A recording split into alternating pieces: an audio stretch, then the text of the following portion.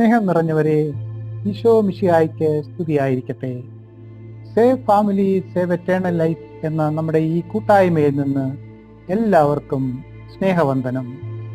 ഈ ഗ്രൂപ്പിന്റെ പേര് അന്വർത്ഥമാക്കുന്നത് പോലെ കുടുംബത്തെ രക്ഷിക്കാൻ ഉതകുന്ന വചന സന്ദേശങ്ങളും ചിന്തകളും പ്രാർത്ഥനകളുമാണ് ഈ ശബ്ദ വീഡിയോയിലൂടെ സംപ്രേഷണം ചെയ്യുന്നത്. നമ്മൾ പഠിച്ചുകൊണ്ടിരിക്കുന്നത് സീറോ മലബാർ സഭയുടെ മൽപ്പാനും സ്നേഹബഹുമാനപ്പെട്ട ഡോക്ടർ മാത്യു വെള്ളാനിക്കൽ അച്ഛന്റെ കുടുംബം ബൈബിളിൽ എന്ന ഗ്രന്ഥത്തിന്റെ ഉള്ളടക്കമാണ്. നമ്മൾ ഇന്ന് 4-ാം ഭാഗത്തിലേക്ക് കടക്കുമ്പോൾ ഇത് ശ്രദ്ധിച്ചു കേൾക്കുന്ന എല്ലാവർക്കും തങ്ങളുടെ കുടുംബത്തെ ദൈവം ആഗ്രഹിക്കുന്ന തരത്തിൽ നോക്കിക്കാണാനും രക്ഷിച്ചെടുക്കാനും കഴിയുമെന്ന് പ്രത്യാശിക്കുന്നു. നമുക്ക് ആരംഭിക്കാം. കുടുംബവും വിശ്വാസത്തിന്റെ അനുസരണവും. വിശ്വാസത്തിന്റെ വീരോചിത മാതൃകകളെ അവതരിപ്പിച്ചുകൊണ്ട് ഹെബ്രായ ലേഖനം ഇപ്രകാരം പറയുന്നു: വിശ്വാസം മൂലമാണ് നോഹ അന്നുവരെ കാണപ്പെടാതിരുന്നവയെ പറ്റി ദൈവം മുന്നറിയിപ്പ് കൊടുത്തപ്പോൾ തന്റെ വീട്ടുകാരുടെ രക്ഷയ്ക്കു വേണ്ടി ഭയഭക്തിയോടെ പെട്ടകം നിർമ്മിച്ചത്. ഇതുമൂലം അവൻ ലോകത്തെ കുറ്റം വിധിക്കുകയും വിശ്വാസത്തിൽ നിന്നുളവാകുന്ന നീതിയുടെ അവകാശിയാവുകയും ചെയ്തു. എബ്രായർ 11:7.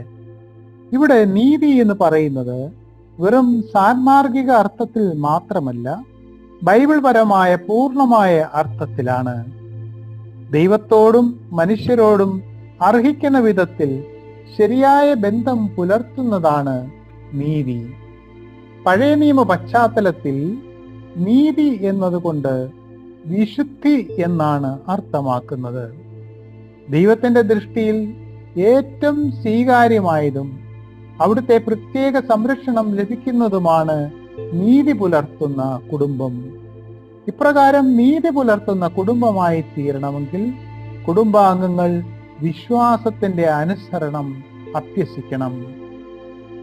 സ്വാഭീഷ്ടമനുസരിച്ച് മനുഷ്യൻ വ്യാപരിക്കാൻ തുടങ്ങിയപ്പോൾ ദൈവം തന്റെ സൃഷ്ടിയെ ഓർത്ത് ദുഃഖിച്ചു. എന്നാൽ നോഹ കർത്താവിന്റെ പ്രീതിക്ക് പാത്രമായി. നോഹയുടെ വ്യക്തിത്വം സംക്ഷുപ്തമായ ഒന്നായിരുന്നു. നോഹയെ പറ്റി വിശുദ്ധ ഗ്രന്ഥം ഇപ്രകാരം പറയുന്നു: നോഹ നീതിമാനായിരുന്നു, ആ തലമുറയിലെ കറയറ്റ മനുഷ്യൻ. അവൻ ദൈവത്തിന്റെ മാർഗത്തിൽ നടന്നു. ഉൽപ്പത്തി 6:9. സ്വന്തം വഴികളിലൂടെ നടക്കാതെ, ദൈവത്തെ ചോദ്യം ചെയ്യാതെ, ദൈവം കൽപ്പിച്ചതുപോലെ തന്നെ നോഹ പ്രവർത്തിച്ചു. കർത്താവ് കൽപ്പിച്ചതെല്ലാം ഒരു കുറവും കൂടാതെ നോഹ ചെയ്തു. ജലപ്രളയം ഉണ്ടാകുമെന്നും വലിയ പെട്ടകം ഉണ്ടാക്കണമെന്നും ദൈവം കൽപ്പിച്ചപ്പോൾ അത് അനുസരിക്കുക അത്ര എളുപ്പമായിരുന്നില്ല. യുക്തിയും ബുദ്ധിയും അതിനെ ചോദ്യം ചെയ്യാൻ നോഹയെ പ്രേരിപ്പിച്ചു കാണും. പെട്ടകം പണിയിൽ ഏർപ്പെട്ട നോഹയെ കണ്ടവരെല്ലാം പരിഹസിച്ചു കാണും. എന്നാൽ നോഹ പ്രലോഭനങ്ങൾക്കൊന്നും അടിമപ്പെടാതെ ദൈവത്തിന്റെ വചനത്തിൽ ദൃഢമായി വിശ്വസിച്ചുകൊണ്ട് ദൈവത്തെ അനുസരിച്ചു. വിശ്വസ്തയോടെ ദൈവത്തിന്റെ വഴിയിലൂടെ വ്യാപരിച്ചു. ദൈവത്തിന്റെ വഴികളിലൂടെ വ്യാപരിക്കുന്ന കുടുംബം അവിടുത്തെ പ്രത്യേക സംരക്ഷണമുള്ള കുടുംബമായിരിക്കും. കുടുംബം സംരക്ഷിക്കപ്പെടുക വഴി മനുഷ്യകുലവും സംരക്ഷിക്കപ്പെടും. ദൈവഹിതത്തിന് വിരുദ്ധമായി സ്വാഭീഷ്ടമനുസരിച്ച് ജീവിച്ചാൽ അതിന്റെ ഫലമായി മനുഷ്യരെല്ലാം ദുർമാർഗികളാവുകയും എങ്ങും അക്രമം നടമാടുകയും ചെയ്യും. ഉൽപ്പത്തി 6:11-12 പറയുന്നു: ദൈവത്തിന്റെ ദൃഷ്ടിയിൽ ഭൂമിയാകെ ദുഷിച്ചതായി തീർന്നു. എങ്ങും അക്രമം നടമാടി ഭൂമി ദുഷിച്ചുപോയെന്ന് ദൈവം കണ്ടു. ലോകത്തിൽ മനുഷ്യരെല്ലാം ദുർമാർഗികളായി. കുടുംബത്തിന്റെ നാശം മനുഷ്യവംശത്തിന്റെ നാശമാണെന്നും കുടുംബത്തിന്റെ സംരക്ഷണം മനുഷ്യകുലത്തിന്റെ സംരക്ഷണമാണെന്നും നോഹയുടെയും ജലപ്രളയത്തിന്റെയും കഥ നമ്മെ അനുസ്മരിപ്പിക്കുന്നു. ഈ ലോകത്തിന്റെ വശ്യതകൾക്ക് കീഴ്പ്പെടാതെ ദൈവകൽപ്പന അനുസരിച്ച് ജീവിച്ച നോഹയുടെ കുടുംബം ദൈവത്താൽ സംരക്ഷിക്കപ്പെട്ടു.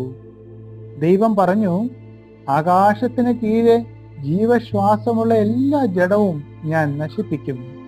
എന്നാൽ നീയുമായി ഞാൻ എൻ്റെ ഉടമ്പടി ഉറപ്പിക്കും. നീ പെട്ടകത്തിൽ കയറണം, നിന്റെ കൂടെ നിന്റെ ഭാര്യയും പുത്രന്മാരും അവരുടെ ഭാര്യമാരും. പെട്ടകം ദൈവത്തിന്റെ രക്ഷയുടെ ഒരു പ്രതീകമാണ്. പെട്ടകം എന്നതിന്റെ ഹീബ്രു വാക്ക് തെബ എന്നാണ്. മോശ രക്ഷപ്പെട്ട ഞാങ്ങണ കൊണ്ടുള്ള പെട്ടിക്കും ആ വാക്ക് തന്നെയാണ് ഉപയോഗിച്ചിരിക്കുന്നത്. അതുകൊണ്ട് ദൈവത്തിന്റെ ഹിതപ്രകാരം ജീവിക്കുന്ന കുടുംബത്തിന് അവിടുത്തെ രക്ഷാകരമായ സംരക്ഷണമുണ്ടാകും എന്നതിന്റെ സൂചനയായി ഇതിനെ പരിഗണിക്കാം. വെള്ളപ്പൊക്കത്തിന് ശേഷം വീണ്ടും ഒരു മനുഷ്യ സൃഷ്ടി നടത്തുന്ന പ്രതീതിയാണ് നോഹയോട് ദൈവം അരുളി ചെയ്യുന്ന വാക്കുകൾക്കുള്ളത്. ദൈവഹിതത്തിന് വിരുദ്ധമായി ജീവിച്ച കുടുംബങ്ങളെയെല്ലാം ഭൂമുഖത്തു നിന്നും തുടച്ചു മാറ്റിയതിനു ശേഷം കുടുംബജീവിതത്തിന് ഒരു പുതിയ തുടക്കം കുറിക്കുന്നു. ഈ പുതിയ തുടക്കത്തിന്റെ പ്രത്യേകത അത് ഉടമ്പടി ബന്ധത്തിൽ അധിഷ്ഠിതമായ കുടുംബജീവിതമാണെന്നതാണ്.